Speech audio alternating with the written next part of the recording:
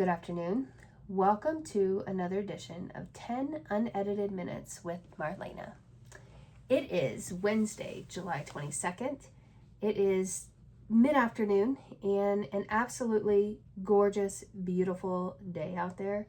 It's nice and cool. There's very little humidity, little windy, but it's really nice out there. I have the windows open and air in the house out, and it feels beautiful. So let's get into it today. Our podcast is sponsored by a very dear friend of mine, Rebecca Conklin Kleibomer. Rebecca has agreed to sponsor 2 months worth of my podcast episodes just because she loves me and she believes in the work I'm doing here and she wants to see it continue. So if you want to be a sponsor, you can. It's a small investment of $25 per month, and that basically covers my subscription to Buzzsprout, which is the streaming platform, the platform that I use to push this podcast out to Apple Podcasts, Spotify, Amazon Prime, all the podcast streaming things there are. And then I also record this for YouTube, and I've just recently started uploading full episodes to TikTok. So let's get started today. To honor Rebecca for her sponsorship, I decided to spend 2 months just loving on her a little bit, taking a couple minutes at the beginning of each episode to maybe share a fond memory of our friendship, or just say some kind words about her. And then I saved the final 28 days for this.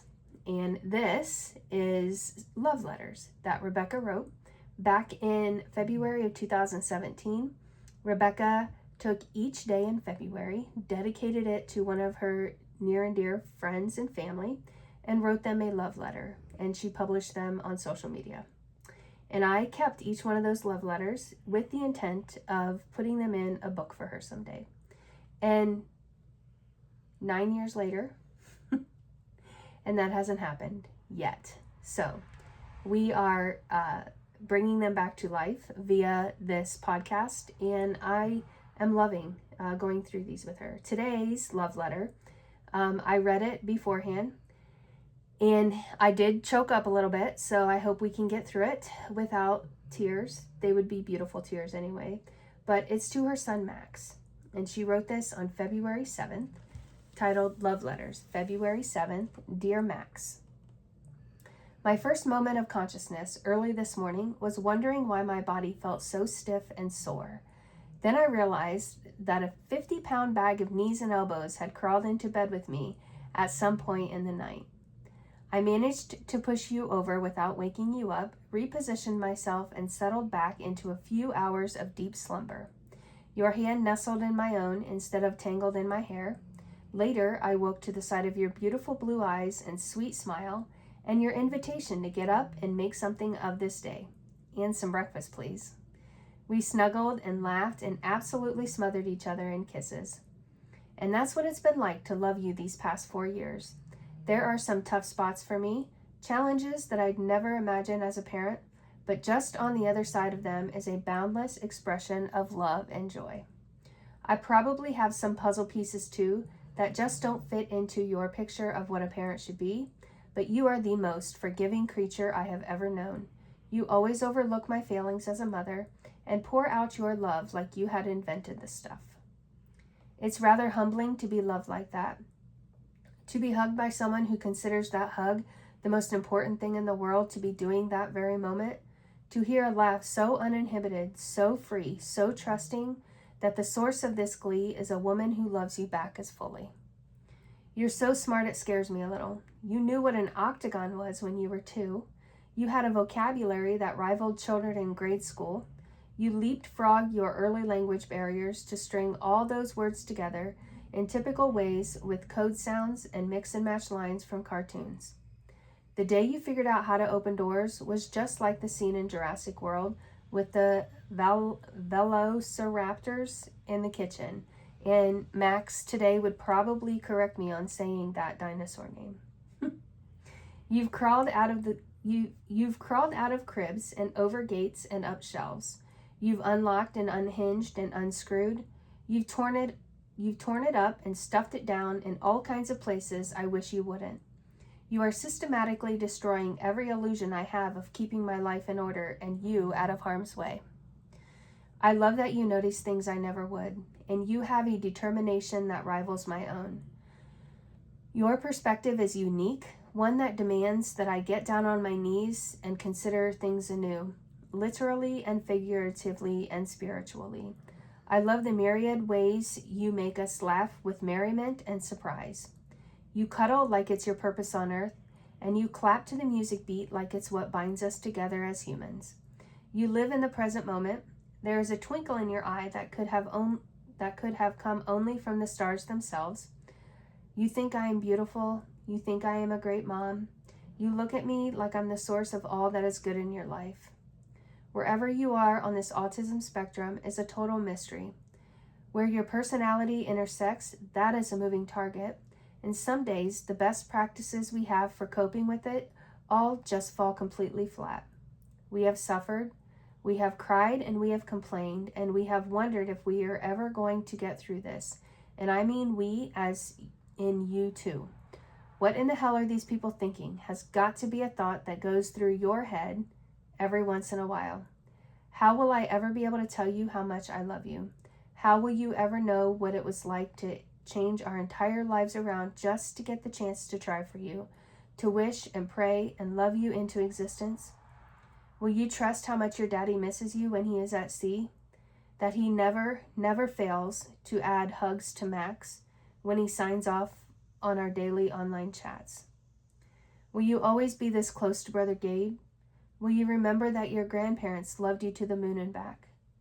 Will we make it through these sleepless nights and rough days? Will you grow into an independent man? Will you find a love of your own? Will my love and my work and my attempt to make up for my shortcomings have been enough? I know what you would say. I know what you would do. You would throw yourself at me and wrap your arms around me and simply say, "Aw, I love you, Mommy." I love you too, Max. Always, Mommy. Rebecca, I think you just took a letter and said everything that's on every mother's mind in this letter.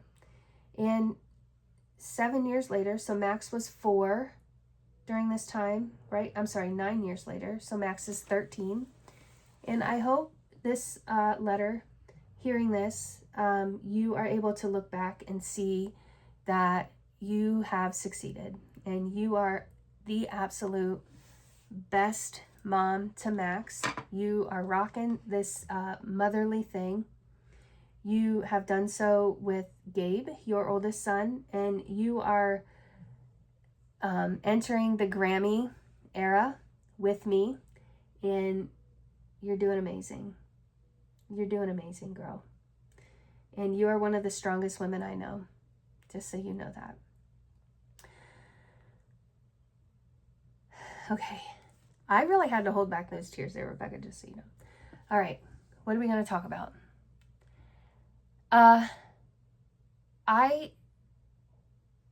To continue on with this letter, we can reflect on being parents. And it's hard, right? Rebecca spelled it out perfectly in that letter that you have good days, you have bad days, but you have rewarding days. And I feel like right now, my kids are grown. I am a grandma. I have a beautiful granddaughter, another one on the way. And just, God, being a grandparent is the most beautiful gift God could give you. I cannot say that enough. And it's funny because I was just talking with somebody about being a parent, and this was somebody who's not yet a parent and I think would really like to be a parent, but it's just not the right time in their life. And I think that they are kind of struggling with, all the outside influences they have. These people are newlyweds, they haven't been married for that long. And, what's the one thing somebody asks you? What's the first thing somebody asks you after you get married? Are you going to have kids? When are you going to have kids? And if you don't have kids right away, you constantly get asked that question. And you know what? Some people just want to enjoy the first few years of their marriage and, get used to each other, learn about each other before they bring a child into this world. And there's absolutely nothing wrong with that. Nothing wrong with that. My husband and I wanted to have kids right away because we knew that we wanted to have kids. And I'm glad we did. My husband is the best father to our daughters and has really picked up the slack when it comes to, I feel like we balance each other out in the parenting world. And he does an amazing job. And he's he's an even more amazing grandpa. Sometimes he gives in too easily and too much. And, that can be a double-edged sword when you're talking to a child. But as a grandparent, it's okay. It's okay to give them whatever they want. I'm joking. Not really. But I am. But what I told this person that I was talking to today was this. If you are questioning having children,